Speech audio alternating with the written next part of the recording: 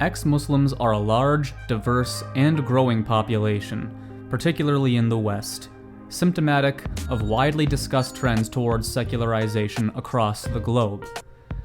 At the same time, they are frequently glossed over, forgotten about, overlooked, and rendered invisible.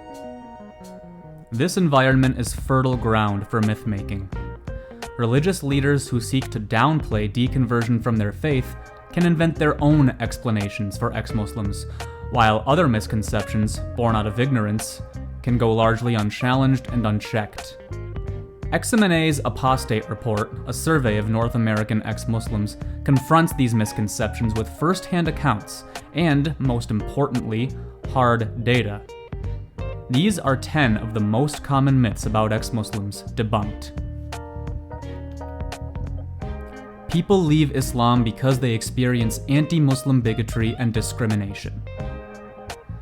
In fact, the experience of anti-Muslim bigotry caused many of our respondents to further embrace Islam and the Muslim community.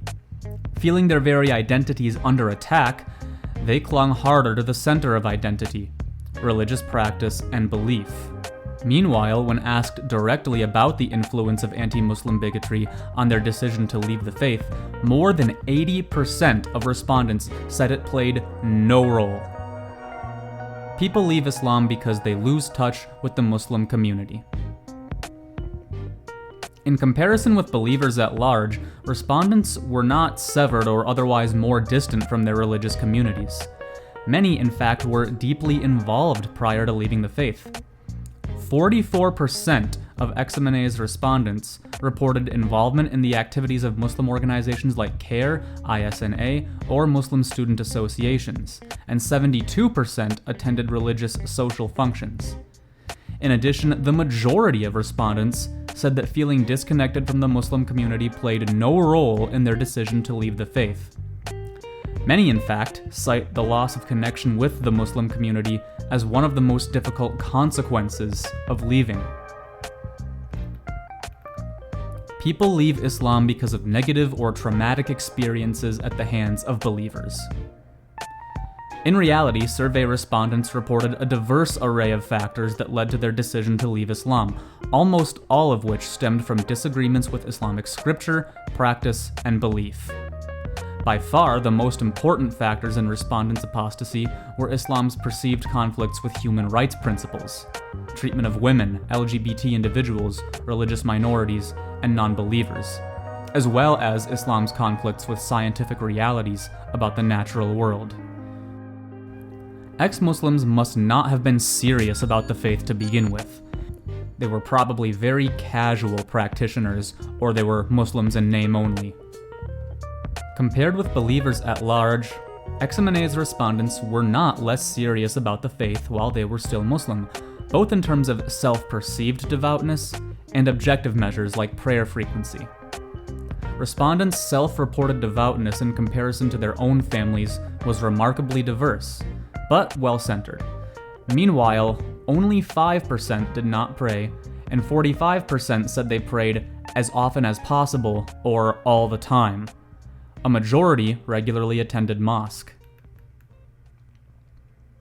Ex-Muslims must have left Islam capriciously without seriously examining the issues that troubled them or hearing their religious justifications.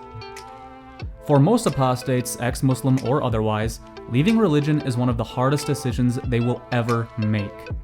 Fully 62% of survey respondents said that they doubted and questioned for several years before they finally broke away. Another 29% said they spent months in deliberation. Apostasy is almost always a carefully weighed choice that is nowhere near easy enough to provide the luxury of thoughtlessness. Several respondents even said it was not until they investigated Islamic source materials for themselves that they realized they could no longer justify or believe in the faith.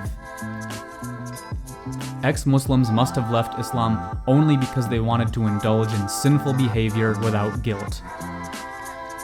Among our respondents, there was significant variance in adherence to Islamic behavioral guidelines before apostasy.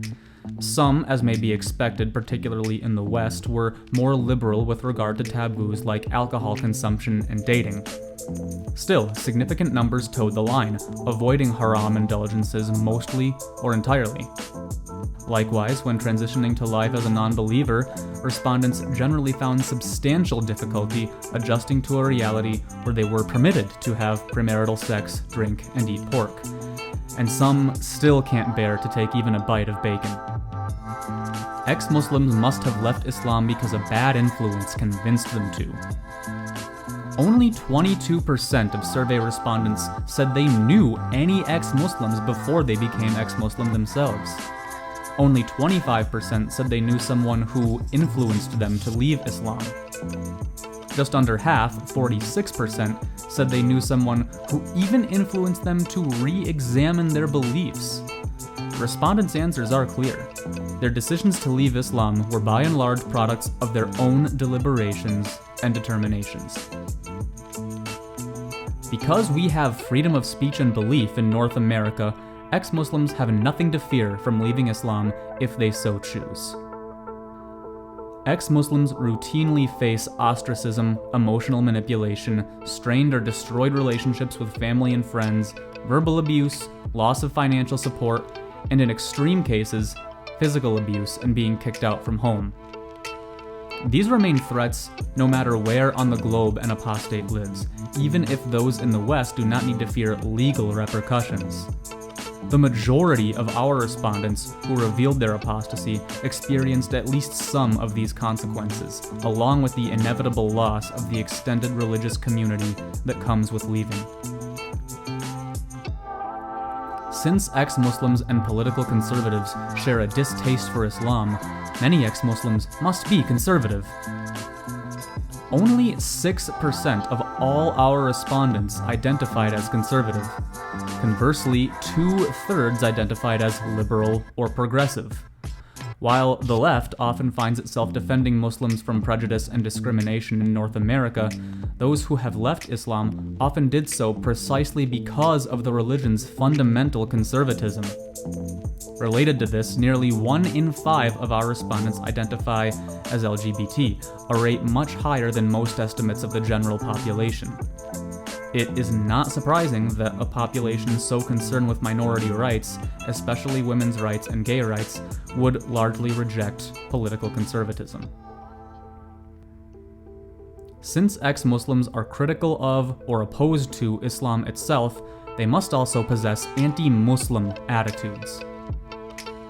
Although ex-Muslims may lose friends and family over their apostasy, they can never extract their roots.